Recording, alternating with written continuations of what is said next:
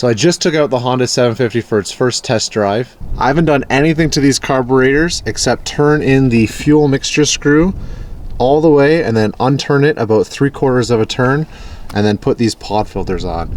Bike is running really nicely. Obviously it still needs some tuning, but I'm very happy with how it's running with no other modifications to the carbs. Now that it is running, I can start working on the fabrication work. I have to fabricate that seat. Right now I'm driving with the original seat on it, but I think I want to go something like that. I might be changing that up because that's just an Amazon seat that I picked up for $55, and I'm not too happy with the overall length of it. I would like it to come back a little bit further, kind of in line with the middle of the rear tire. I also have a new battery coming in today that I'm going to hopefully weld up to the top of the frame here.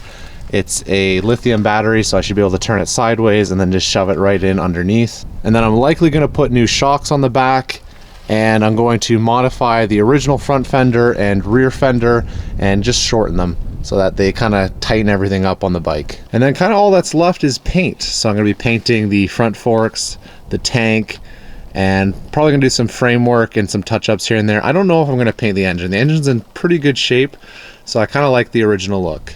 Now that the bike's finally running and driving, we can move on to the bodywork and fabrication, make this bike nice and pretty. Hope you guys enjoyed this first video. Should have a second one coming out soon. Thanks for watching.